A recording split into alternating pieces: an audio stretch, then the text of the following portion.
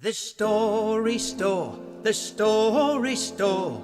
Stories, surprises and secrets galore, and dreams that come true are waiting for you inside the store. The Story Store, the Story Store. Wonders are waiting for you to explore. Through the window, open the door into the Story Store.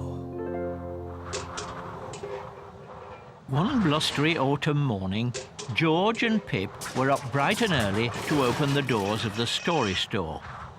Ah, well, Pip, it's time to open up for the day. Oh, what a wind!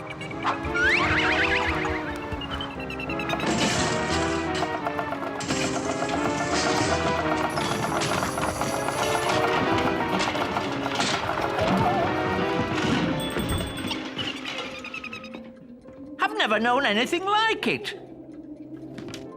It's all right, Pip. It was only a gust of wind. It's made a terrible mess of the Story Store, though. I wonder if I've anything to help me with the tidying up. Wait a minute. I know the very thing.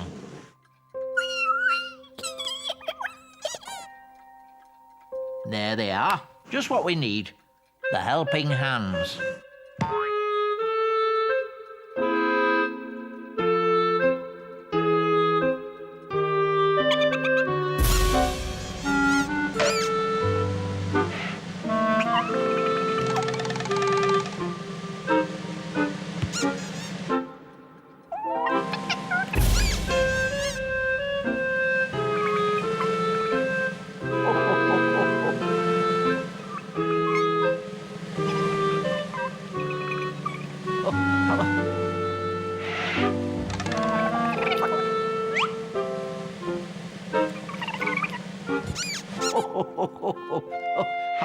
All right, you two, that's enough fun and games. It's time to tidy up now.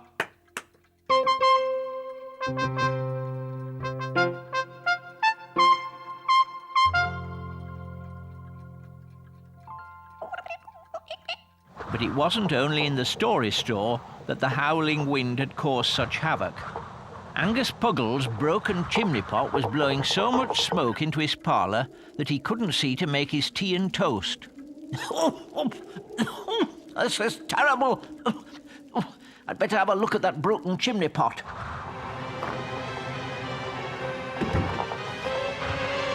Come back! That hat cost me a fortune. Come back!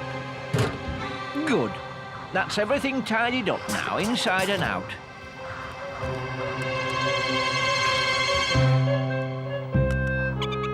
What's that you've just caught flying past in the wind? Oh, you caught my hat, George. Thanks very much. Don't thank me, Angus. Thank the helping hands here. Waiting to work at a snap of the fingers. Do you think they could help me repair my chimney pot? I'm having terrible trouble with it. You should really get Bert the handyman to do that, Angus. He'd fix it in a jiffy. But wouldn't that be a terrible expense?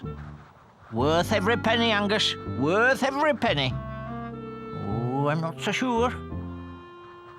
But Bert the handyman had troubles of his own, for the wind had smashed his ladders to smithereens. Well, Angus, I could repair your chimney pot for £10. £5 for a new chimney pot, and £5 to cement it in place. No, I'll just put up with the old chimney pot. It'll be all right when the wind stops. Ah, well, it's maybe just as well, for I don't know how I could have got up to that chimney pot with my ladders all smashed to smithereens.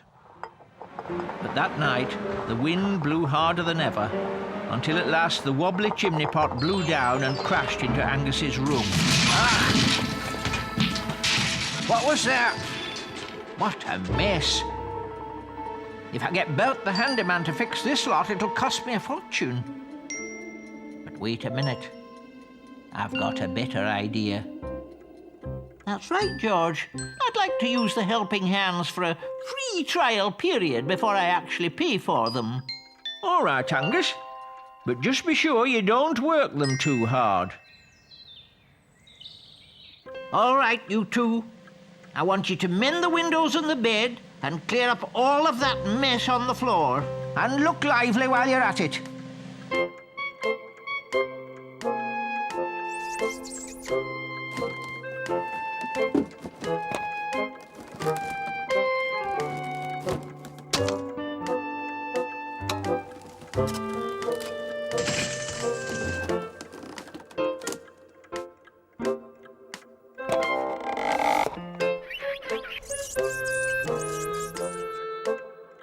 Have you finished those jobs? Having completed their tasks, the helping hands wanted to return to their box for a nice long rest. But Angus Puggle had other ideas. Just a wee minute, you two, you're not quite finished yet.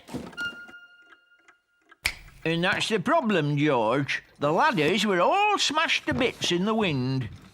Do you have a ladder for sale in the Story Store? Here's something better than a ladder, Bert. Leg lengtheners. What do they do? I'll show you. They may look like ordinary boots, but just watch what they can do.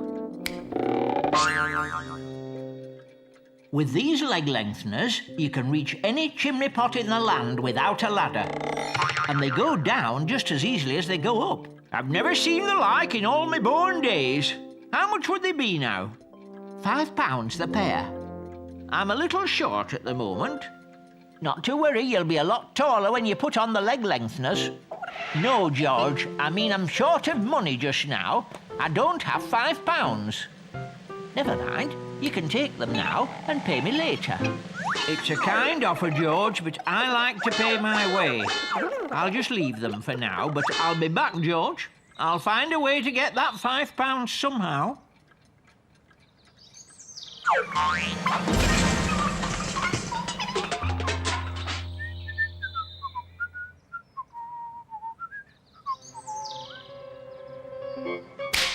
In the meantime, Angus Puggle was ignoring George's warning about overworking the helping hands.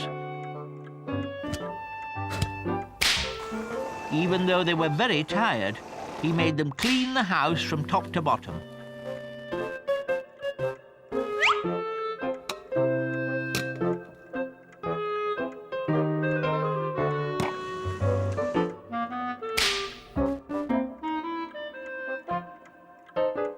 Is that my food? I can't see for my hat. Well, I can't be bothered to move, so you can just tip my hat back and start spooning the food into my mouth. But this was too much for the helping hands. Angus had been so lazy and so bossy that he had to learn his lesson. Oh, hey, you're not supposed to do that. And then the helping hands knocked the crown out of Angus's top hat before running back to the Story Store. Goodness gracious, whatever is the matter with you two? Oh, I see. Angus Puggle made you do all that, did he?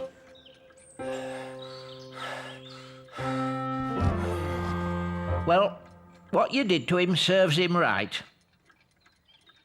I wish to register a complaint. Well, you needn't bother. The helping hands have just told me what you got up to. You should be ashamed of yourself, Angus. I don't know what came over me. I was only trying to save a wee bit of money. You were just being tight-fisted as usual, Angus. And you can start making up for it now by shaking hands. I'm sorry, lads, I didn't mean it. Well, Angus, it's all turned out for the best. You paid Bert £5 to mend your chimney, and he used the money to buy the leg lengtheners he wanted. And now here we are before a cosy, smoke-free fire eating toast made by the helping hands. That's true, George. And the best thing of all is that my hat didn't go to waste, and I saved a fortune by not having to buy a new chimney pot. The store